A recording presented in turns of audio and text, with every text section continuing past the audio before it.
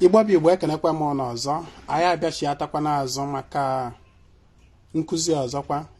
Ekwuru m na anyị eme ya na nkeji ka ọ ya adị na too lengthy.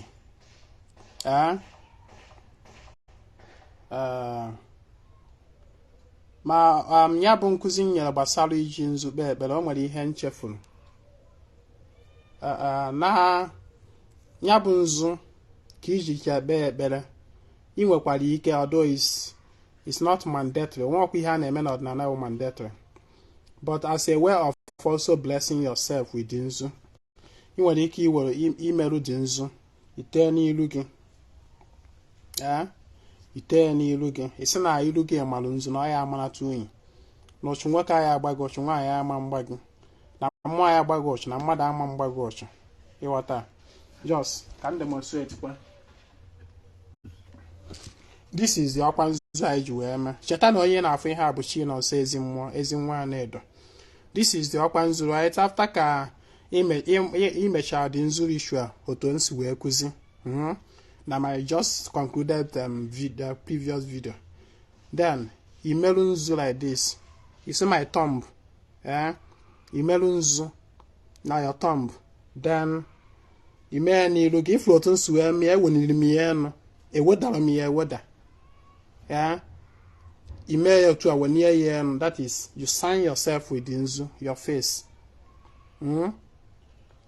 It is a way of blessing yourself. Ịma na egede gị iru mmadụ anụnwa, ọ dị mkpa rie nne. It is more like your center point. You got that? So you mark yourself with nzu, ka nye ya n'otu a, na ị ga na-aga, and ime ya ịfụ na your thumb ga-adị ka ịmago na ị na-enye mmadụ kudos, congrats, that kind of thing. Ịfụ otu aka m dị na otu aka ị ga-esi wee mee. Because symbolism dị mkpa. Symbolism is what rule the world. If you don't know, symbolism, the universe I know here is a subconscious universe. Or use on one word comes subconscious mind. Subconscious mind, we a mind that understands symbolism more, symbolism demonstrations more. You understand? Onye?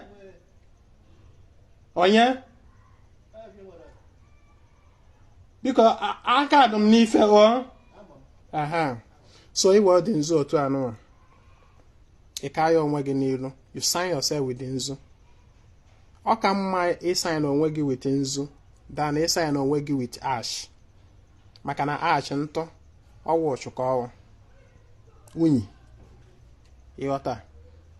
So, or you can simply take it and then rub your face evenly like that. Just rub your face. Ọ ga-adịkwa ka powder ka item. Maka ndị Christian ya ọfafụ nzu fa akụja. Ndị ụka ya ọfafụla na nzu otu fa akụja fa agbapụ n'ụsọ. Ihe niile na-nkụzi na-agbasara nzu, o nwere ihe ọjọọ efuru na ya. O nwere ihe ọjọọ nọ there. Nzu bụ n'ime ana ka esi gwupụta ya. What is evil there? That is making you to be afraid and start casting and binding. Casting and binding no innocent nzu esi n'ime ana gwupụta. Another importance of that nzu bụ, as you are signing yourself with the nzu, ị na-agbakwazi your share and the universe forces that otu a nzu a si wee bụrụ na nzu n'ime ana ka ọ nọ, mana egwupụtara ya ọ na-acha ọcha. Otu anụ aka ị ga-esi wee nọ n'ụwa n'ụchụ amalite gị arụ na ihe nwere ife ọbụla ga-emetọ gị. Is symbolic. So that is, I could go maka nzu, but here just few points that I forgot to chip in. You can also sign your leg. That is okwoge. Okwoge. You sign it with the nzu. Iwata.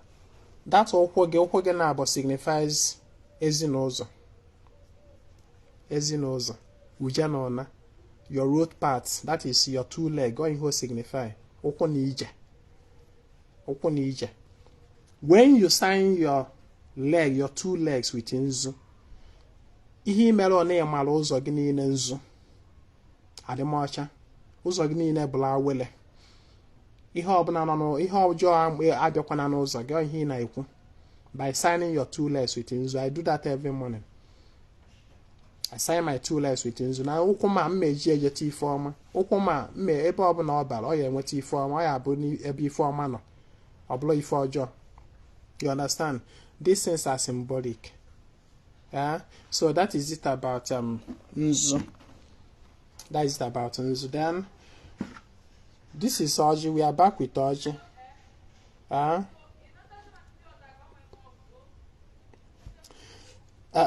Anyị ekwuzigo maka nzu na edo. Nke a bụ Ọjị. Nke a bụrụ nkwụ ọkụ. Maka m sịrị how to pray with Ọjị and the nkwụ. That is drink, hot drink. Normally ihe anyị ji agwa mmụọ n'ọdịnala omenala Igbo bụ hot drink, that nkwụ ọkụ. Normally a na-esipụta from ngwọ. A na-esipụta from ngwọ. So ọ na-adị energetic. Ọ na-adị energetic. Ọ na-acha ọkụ. Ọ na-acha ọkụ bịakwazie na-atọ lịlịlị. Ịghọta? So Igbo na-eyuzu nkwụ ọkụ enwere reasons. Nkwụ ọkụ ọ na-acha ọkụ bịakwazie na-atọ ụtọ. When you approach mmụọ with nkwụ ọkụ, what you are actually telling the mmụọ bụ nke mbụ na ị ga na-adị ọkụ, activeness. Ọkụ ahụ nkwụ ọkụ ahụ na-acha abụ activeness. Na mmụọ anụ ị na-enye nkwụ a ga na-adị active. Ọ ga na-adị active. And then ọ ga na-ewetara gị ihe ụtọ. Yes. Ọ ga na-ewetara gị ihe ụtọ. Ịma in our today, as things evolve, we now use Fanta for ikpe ekpere na ihe ndị ọzọ. That's Fanta there, to attract sweetness, because Fanta na ọ mmanya ụtọ. Mmanya ụtọ ka ọ bụ. Mana Igbo na-eji nkwụ ọkụ were aga ọfọ. That ihe ụtọ anyị chọrọ na Fanta dịkwazị na nkwụ ọkụ. Ọ ya mere ụbọchị urugbo Igbo adịghị use Fanta and all those sweet ihe na. Nkwụ ọkụ covers all. Dry gin. Maka ọ na-atọ ụtọ bịakwazie na-acha ọkụ. That is the second meaning Igbo draw from using nkwụ ọkụ. Na mmụọ na-enye nkwụ a ga na-adịrị m ike na-adị aja ahịa. And ọ ga na-ewetakwaziri m ihe ụtọ. That is ihe ama mbụ ihe ga na-ewetara m mgbawa obi, ife anya mmiri ma ọ bụ ife mwute. Sụsụ ife ọ ga na-ewetara m ihe ụtọ, ịfụnanya, ụtọ nwoke, ụtọ nwaanyị, ịghọta ife ọma ka ọ ga na-ewetara gị. Another important meaning Igbo draw from this nkwụ ọkụ bụ, do you see the color? It is clear. It is colorless, just like water. You see the color? Igbo also draw meaning from that, the color of the hot drink, the nkwụ ọkụ. That now my day shall be clear as this drink, as clear. Ịghọta? Ọnọdụ ka o nwee color mmiri. Is clear. It also sends the message of clarity. Clarity in your vision, in your foresight, in your thinking. Na akọ na uche gị amamife zuru oke nghọta. Clarity. That's another meaning. It communicates to more when you use it. So that is a nkwụ ọkụ. It have other meanings also, but this story go to basic. Or the basic. It also signifies ife ọṅụ.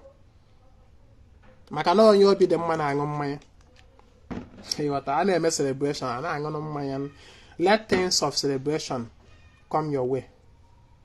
That is it about nkwụ ọkụ. Mana ka ekwuoro maka Ọjị, maka na normally otu nsi eme my own ritual. Ana m agbugodo ụzọ gọrọ mmụọ Ọjị wari ya before nga na nkwụ ọkụ. Nkwụ ọkụ na-awụ the last one. Before ọṅụṅụ na ọ erie ewe ṅụọ, ịghọta otu ahụ. So this is Ọjị. Ọjị one ka efuru n'efela. There are 4. Ọ na-abụ nchọ ịga ọfọ. Ịma Ezinwa na-ada like symbols. Symbolism. On agana mozi ofuma. Symbolism. Nchi go for now. But I'm not telling you to go and be doing it. So, na neme ya ukwa na mo na village ebe na-enwete Ọjị kwada. Ebe na-enwete Ọjị kwada, and also na mu nwere ọtụtụ mmụọ na-emere ife na awala Ọjị. So, but I'm not telling you this aspect for you to go and be doing.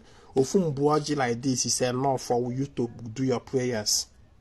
Ofu Ọjị like this, why again as chicken or mmụọ gị na ya ata, is enough. But me, megasịrị ezumezu ọtụtụ mmụọ nọ na be man na awala Ọjị. They're almost 20 every day, and then na awala for each of them. Both my and then dokwaru chifa. And my work for Ọjị. One after the other. I attend to their shi.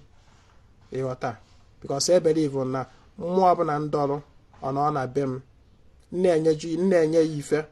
Onwe ike na alụlụ onye they connected to the mmụọ ife.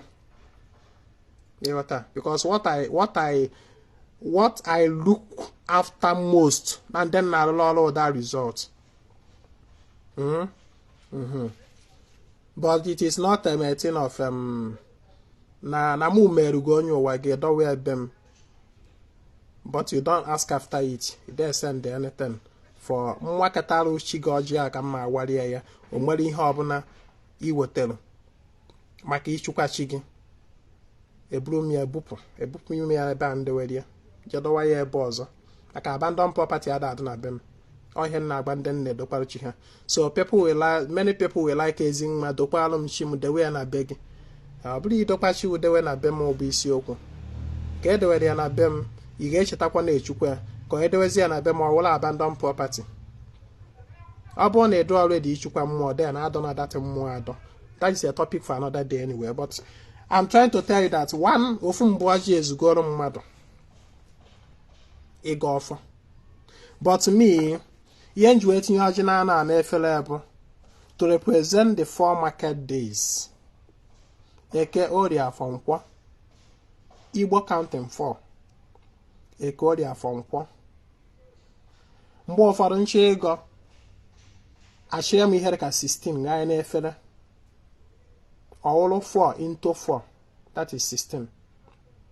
Symbolic. Ma ọ bụ nwere ike just wee ofu mkpụrụ Ọjị adụrụ onwe ya n'efere iwere wee gaa ọfọ. So, maka mmadụ nwere ike na-ajụ why nji wee tinye Ọjị na-anọghị ya. So it is to represent the 4 market days. So, ya bụ Ọjị. After ka imechalụ nzu na edo. Iwe bunye Ọjị. That is assuming you are performing your morning ritual with all these items present. Assuming. It's not a more na ncha ga-adị. Mmadụ nwere ike iji sọsọ nzu kpere onwe ya ekpere gawa ihe ọ na ebe ọ na-aga. Mmadụ nwere ike iji sọsọ edo kwubi okwu na-agala onwe ya ebe ọ na-aga. Mana Ezinwa Anaedo efolo here. Na-aga ọfọ ụtụtụ. Everything na-adị complete. But that is because I'm dibia. Because I need to generate much energy that I use for people. So the energy I generate is not just only for myself. But I use it for people. So that is why I don't joke with generating energy. Ụmụ ihe niile abụcha to generate energy that energy chi gị ji alụlụ gị ọlụ. Onye abatara ịga ọfọ ji were adị mkpa. Onye energy generate dị ka chi gị jikwa emerụ gị ife. So I don't joke with it. Onye ọ na-anọ ndụ n'ụwa anụ wee mụọ ka o si generate energy chi eji emere ya ife. Onye ahụ ga-anwụ anwụ. Ndụ ya adụga sad ma ọ bụrụ ndị sụla ọsọ. O nwere ife ga na-aga aga. Because your chi is lacking energy. Ka ihe energy eji alụ gị ọrụ. So from nzu a ma edo a ma kelafia Ọjị a ma nkwụ ọkụ, all these are energies, they are various energies. So when I combine them all together, my candle, ị ga-afụpụ candle maka ndị na-asị na ịmụ candle abụọ omenala. Ka m gosikwa ụnụ candle nna m. I burn candle and incense every day. Ọ na-afụ candle na-enwe ka ọ nọ for ya. Candle ada akọ be m akọ. nke anụ wa bụ incense ya carton of incense that I burn. So maka ndị na-asị to ịmụ candle ịmụ incense na ọ bụrụ omenala. Sorry yo, I can't help you. Mewe nke ya ma anya o nhapụ Ezinwa ka ọ na-eme nke ọma. So here na try cover that now these materials are energy sources. They are energy sources. So dibia ya ọ na-aga ọfụ otu ọkpastacha ife ma nzu ma edo ma ọjị ma mmanya ma ọkụnwụ candle, incense and other things. Ewe mgbe ụfọdụ na-aga ọfụ otu anụ a nkwụ enu ga-adụkwu ya dị ya, ngwọ ya adụkwu ya ozuo like 3 different mmanya mmeji wee gọ mmụọ. Nkwụ ọkụ adị ya, nkwụ enu ịma nke nkwụ enu the most expensive of all. A gallon of nkwụ enu, 1 gallon of nkwụ enu na buy ya ebe anụ a now 10,000 naira. 10,000. Then ngwọ adụkwu ya. But atọ ifuru nke a ọ da akọ na be m. Atọ. I need to judge because dibia is a mass consumer of energy. Dibia, all mass consumer. As far as say dibia, now I don't know them mad or when you are consuming a lot of energy, and you need to be generating energy. If not, your energy tank got dry, empty, and now you go suffer them. And now you go suffer them. So go on where you can imagine somebody that nothing no. Or when that got to share anything or that to share even a minimum was a quite come or be got the urge. And yet, you know, any and us na chiga egbu. Nobody fenaga. Why if you ega? When your energy tank is empty, your energy reservoir only here not there. Can you keep a wega? And don't wait eventually koala basalo this ego more. Make it a constant something. Whether more if I didn't mama or the because I'm telling you, once you persist with this practice, if you enjoy man take an andoga, or got to because those things you are doing, they are actually doing something. Or we're boarding now, you head nowhere. Igbo na go more, I na go for. So, Ọjị now. Normally, on abo nga Ọjị na efere like this. I know ebu na efere like this. Well, I go for. Ịghọta njide n'aka otu a ewe m na-agbakọ mmụọ na-agba mmụọ okwu. You understand? Ma ọ bụ ọnụ ofu mkpụrụ ka iji agọ aida na itiri na efere buru dị efere n'aka ma ọ bụ na iji dị Ọjị n'aka like this. Ifuru otu ansi wee jide in between my 5 fingers. Otu aka m mesi wee jide ihe a bụ Ọjị Igbo. Ọjị Igbo bụ ọjị gbara ịtọ ma ọ bụ ịnọ wee gbagoro. Ọjị ọ na-agbara ebua Igbo anaghị eji ya agọ mmụọ. Ọjị gbalụ ọjị na-agbagha ya neten. Ọjị ogbi Igbo anaghị eji ya agọ mmụọ. Ọjị na-agbagha ya neten, that is ọjị ya afụ kịta anụ a onweghị ni demarcation, onweghị na ịwarị ya wata ya just ofu ka ọ bụ ofu mbụ ka ọ bụ. Onweghị netu na okwuru. Ogbi ka ọ ogbi, ọjị ogbi. Ọjị na-agbala ya neten ọgbagha just ofu ka ọ bụ. Ịma mgbawe ya gbata ya neten. Ịghọta jos ofu ka ọwa ọjị ogbi. Then ọjị gbara ebua. Ọjị ịwarụ jos ọsọ ebua ka ọ gbara ọjị gworo na-agbakarị ya. Ọjị gworo nke awa ọjị kọla aka ka ndị be ya na-akpụ ya. Ọjị kọla aka. Ọ kọla aka o wetara aka ya na-abụ kụọ ya sọsọ ebua. So that is ọjị kọla aka. Anaghị eji ya agọ mmụọ. Ọdụ ọjị ndị anụ nwekwara ihe eji ya eme. Ọ gasịrị ụmụ ọgwụ eji ya agwọ. Mana aspa iji ego mmụọ ada eji agọ mmụọ. Mana ọjị gbara ịtọ wee gbagoro. Ọjị gbara ịtọ bụ ọjị ikenga. Ịwa ọjị gbara ịtọ ịma nọ ngị nwa bụ onye wari ya gị na chi gị nọrọ mmụọ gị ya atị ya. Maka onwe some people ya ha bịa na-asị ya na ha gbara ọjị ọgba ịtọ fachiri ya gafuo. Why? Onye na-enye ọrụ dịka idea ahụ. Ọjị gbara ịtọ ọwa ọjị ikenga. Ọjị ikenga bụ nke nwa warịa ya atị ya. You might share ya with anybody. You understand? You don't share with anybody. Unless more maybe inwe ike iwere enye nwa gị bụ nwoke. maka na ọ ga-ebu ike nga and ị bụrụ nwaanyị ma nta ọjị gbara ike nga nwaanyị ada atọ ọjị gbara ike nga na nwaanyị ada enwe ike nga nwaanyị bụ di ya ma ọ bụ nna ya mana ị bụrụ nwoke i wee waa ọjị ọgba ịtọ nwanne ịtọ ahụ ọ gbara ọbụ iwere ofu ịtọpụrụ chi gị n'ọla gị na ha ịta the remaining two ma ọ bụ iwere ofu taa ishiri ebu aghapụrụ fa onye nọ di ya n'ebe ịwa dị ọjị ma nye dị ọjị naanị gị na chi gị nọrọ mmụọ gị ya atịa that is ọjị gbara ịtọ ọjị ikenga ka ọ bụ mana ọ bụrụ na ọjị gbara ịnọ wee gbagoro ịwazie onye ọ na wee keta ịghọta ịnọ ọwa ahịa na-anụ ụbọ n'anụ Igbo dan ise wee dụrụzie gaba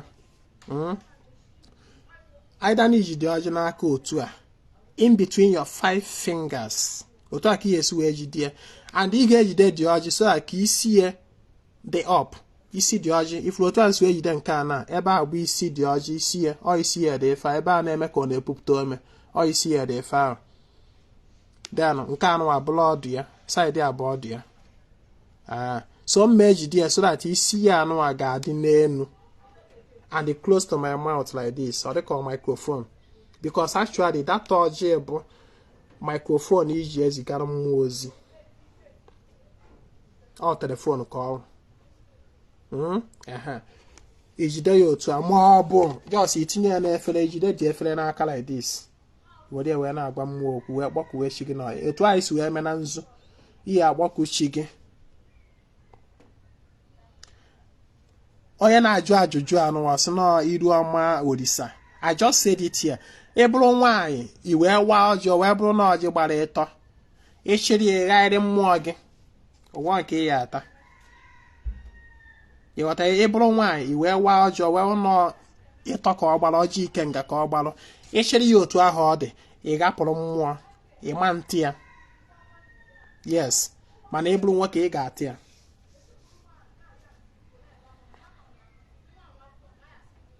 Can you give your son in that color? Who is asking this question? You guys, some people are just so unteachable, but I have to try my best. Somebody is still asking me questions about it. Now, we're going to watch ike nke bụrụ nwoke anyị nwere ike ite with nwa gị maka na nọ ngị wa na bụ ike nke ya iwere ofu tọpụrụ chi gị ịta ofu nye nwa gị ofu ma ị gbabiri nye and somebody is still asking me the same question the same answer nyere kịta somebody is still asking me so I got one that now I got mbọ na anyị nwere ike but we can't teach everybody because some people are just so unteachable. Some people are just so unteachable. Somebody na-ajụ kedu ife ikenga bụ ịtọ 3 ikenga ike ji aga ikenga ike nwoke ji aga n'iru ọnya bụ ikenga ike nwoke ji aga n'iru ọnya bụ ikenga so ka iji ọjị anụ otu a i wee bịa kpọkuwe kwachi gị ndị ichie aja anị mmụọ be nna gị arụsị be nna gị ogwu be nna gị whatever fancha niile kpọkuwe fa ma aja anị ma anyanwụ ma eze elu ma ndị mmiri gị ịkpọkuwe fancha niile ma ndị be nna gị ndị ikwu nne gị ndị ikwu nna ndị ikwu nne nne ịkpọkuwe fa ebe niile ịgbanyere mgbọrọ gị kpọkuchi afa isi afa bịa tala ọjị ịkpọkuchi afa isi afa bịa tala ọjị aka udo obika I think you are here to joke. You are here to play. Ọ bụrụ na ị bịara ebe igwu egwu biko chelu emechazie ịbịa be ma egwu be egwu nne ọkwa nwaanyị ka ịbụ ịbịazie mụ na gị egwuwezie egwu ya akakwu mma because this your question is more like mocking my teaching but that is by the way. So ịgbakwucha mmụọ niile ndị gị na ha gbakwuchecha afa gbachacha afa okwu then ịgbanụfe ife ya emere gị one thing about ịga ọfọ bụ ịkpọkucha mmụọ ị ga-agbarịrị mmụọ ihe iji ma wee kpụ ya ihe ị chọrọ ka o meelụ gị maka na ọjị anyị na-awarị ya blọ dash ka ị na-adachi ya ị na-enye ya with assignment. Yes, ị na-enye ya dị ọjị with assignment ife ị chọrọ ka o meelụ gị so ọ bụrụ na ikwucha nke anụ aka iji demonstrate ka anyị were nke a wee mee ọ bụrụ na ịgodocha esi otu anụ a isi gọ ka o sikwa otu a wee dịrị gị ise however you want to end the prayer. He say, you will gbawa the Ọjị. Some people will be asking, after praying with Ọjị, into how many pieces should I break it? Yeah, well, just some people want to after praying with Ọjị, into how many pieces should I break it? You don't break Ọjị into the pieces you want. You simply divide the Ọjị into the various pieces. For example, if Ọjị now, if Ọjị here focusing nkewa line no kagase enia, if focus there,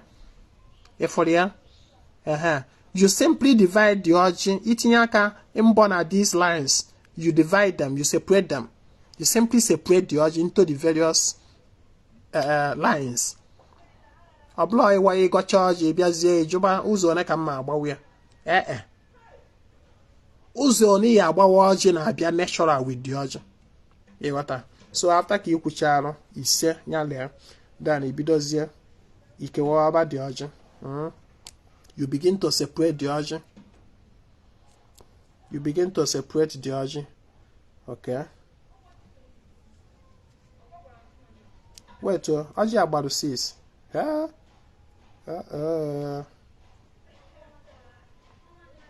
Ọjị agbado 6. Amadam. If na no mmadu gba iwa Ọjị ka ihe anọ wee mari ona Ọjị gbalụ. O iwa Ọjị wee mari ona Ọjị gbalụ. Ọjị ama nọ na mbu na agụ ya ọnụ ya na asị na ona ka ọ gbalụ. That is why she go offer. Don't go and be considering on the Ọjị gbalụ. Just take the Ọjị wodi ekwu okwu ikwuchi gbawazie mari ona ọ gbalụ. So this is the Ọjị. Can we na efere ifule one ka ọgba 1 2 3 4 5 6 ifule ya ọgbalo 6 1 2 3 4 5 6 6 ka ọgbalo ka e wori ya na efere otu another mistake people na-eme bụ awụ Ọjị abịa ese picture ese ndị arụ dibia biko kọwaa ka mmadụ ife Ọjị a na-akọwa. It is not your duty. A blood dibia ị naghị agba afa ịchọzi iji Ọjị ịwara wee bido gbawa afa. Don't bother yourself about ma ihe Ọjị kwuru whether ka mara ma ekpere ibere agalaga ma ekpere ibere ogalaga. Stop spoiling your own prayer. You got to stop that attitude of ịwa Ọjị ewo bịa sewe picture ma bịa try wa ka mara ma Ọjị niile ịwara gbudiru na isi hey na ekpere mbere agalaga. Stop that mentality. It's a lie. It's a wrong ideology. It's a wrong ideology. Iwe ya Ọjị na-efele ha niile gbudiru na it doesn't mean anything. Yes, maka na ihe na-agba abụla afa. Ịwala onye Ọjị ka iwe gba afa. Therefore, why accusing the innocent Ọjị ịwara? The innocent ekpere ikpere. You want to start condemning it. Ọkwanye mere sometimes nwa Ọjị mgbe ụfọdụ nwa Ọjị as far as ọwụ Ọjị mma na ọ bụla Ọjị chọrọ iji gba afa nwa ya nwachala anya ya eji ime aka m range si ya na-efere otu nsi wee chọọ ka ọ dị, especially when I'm in the midst of people. Ka na nwa Ọjị wee na-efere abịa bido na-enyo ya ka a mara ife okwuru. I don't like that rubbish. Njiri aka m range si ya mịa ifuru ya ka m si eme ya eji ime aka m range si ya otu nsi nchi wee chọọ ka ọ dị. Ọkwa ịchọrọ ka o shi iru n'elu mgba maka na we have that wrong ideology that na awụla anụ Ọjị na-efere fa nchacha iru n'elu hey na ọ dị mma. It's a lie. I'm not here to teach you afa Ọjị. Ihe na-akụziri otu yes wee go for if I can swear range chair na fa nchacha iru n'elu ifuru ya. Hope you are seeing it. Range chair fa nchacha iru n'elu. Yes, jiri aka gị range ya otu ahụ. Ihe bịara ime abụọ ịgo for ọbụla ịgba afa. And for the fact that na later a maghị ife Ọjị na-akọwa mean that you don't need it. So after that ịmanya aka na dị efele ifo the Ọjị na after that ịmanya aka iwere ofu anyone of the Ọjị iwere ime gịnị ịtọpụrụ mmụọ ịtọpụ ya naanị ịghọta inyego ha oke nkefa then ime gị na iwere nke gị tee n'ọnụ taa then when them around they may now share from the other ones remaining ma ị nwere ike idewezie ya onye bịara be gị iwere nye na ọjị iji ekpe ekpere n'ụtụtụ oweru taa ịghọta so mana ọ na onweghị onye na-around nwere ike ịta m ihe ị na-edi ime jos were ofu mkpụrụ tee n'ọnụ taa ichere ndị ọzọ ghapụrụ mmụọ ichere ndị ọzọ otu ahụ dị ghapụrụ mmụọ ịta na nke gị na ha erikọ dị most important thing nọ dị ya bụ na gị na ha rikọrọ na ha riri rie from the same lobe from the same one ọjị ka gị na ha rikọrọ that is communion na gị na ha rikọrọ n'ofu efere n'ofu ọjị communion ihe anụnwa bụ a very very important practice. Igbo anaghị eji ife egwu egwu. Igbo anaghị eji egwu egwu.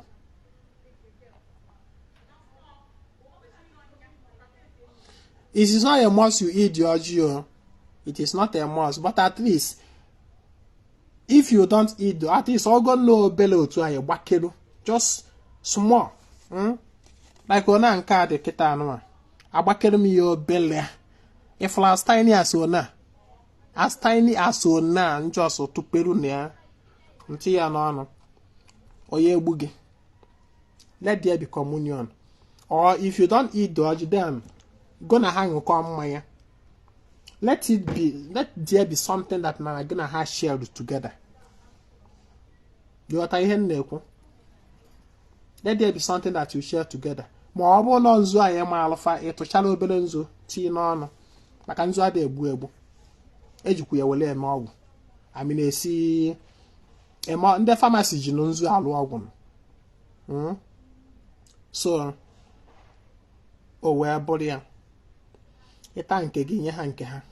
That is communion. Ịga ọjị gị is done. Is done. Ụfọdụ na-ajụ na ọjị faju ekpe ekpere taa like ha wala ọjị kịta one ọjị agbara 5 ewere ofu tụpụrụ mmụọ fata ofu ami ọjị agbara 6 fatụpụrụ mmụọ ofu taa ofu ọkafọ one ọkafọ about 4. Ụfọdụ a na-ajụ na ha these 4 pieces for ọnụ these 4 pieces for na ha enwere ike idebie werukwa ekpe ekpere the next day. No, you don't do it. Once ọjị ya wagolu furushi ishikọrọ ịghapụ ya iwere ọzọ every day mbọsị ọ na ịchọrọ ịga ọfọ were ọjị dị na mbu ọjị awebara awa were wee gaa ọfọ. You understand? Remember, it is not a must na ị ga-eji ọjị a dịka nsi wee kwuo oge nkụzi maka nzu. If you don't have any of this, nwanne were mmiri. This is my cup. Wolu cup gbalụ mmiri ọṅụṅụ were wee gaa ọfọ ịkọcha ọfọ ịtụsalụ mmụọ ṅụọ nke gị ọgwụ. I always say it. So after ka ị mesịrị nke ọjị, after ka ị mesịrị that of ọjị, if you still have any question regarding this ọjị, reasonable question, ọ bụrụkwa ịjụ m nka ajụ some of you na-ajụ here. If you have any reasonable question to ask regarding this ọjị anyị kụziri kịta jụọ ya on the comment section. So after that of ọjị, maka agba m na-ericha aṅụ ọnụ wee zuo oke wee ruo na nkwụ ma ọrụ ndị be anyị. Nke a hot drink nkwụ ọkụ imepe ya. This is my shot. Iko nji agbari ya.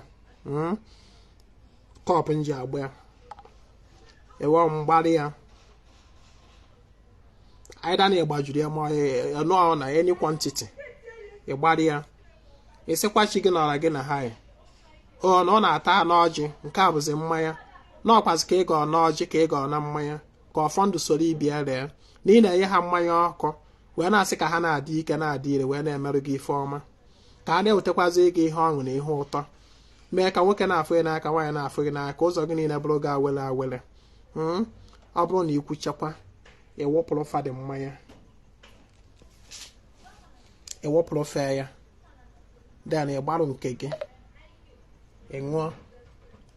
Ezinwa Anaedo eji ka aṅụ nkwụ ọkụ, but at least mma atụcha ogodo a drop ọba m n'ọnụ ịghọta. Mana ọ wee ndị ya bụ ifuru na nke a feti ya n'ọnụ a na-aṅụ ya ka mmiri. So with this you are done with your ịga ọfọ with ọjị na mmanya. Any question?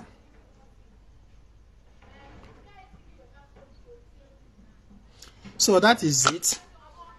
That is it. Ime ihe a nwanne mmụọ imere ihe a, you have actually fed it with energy.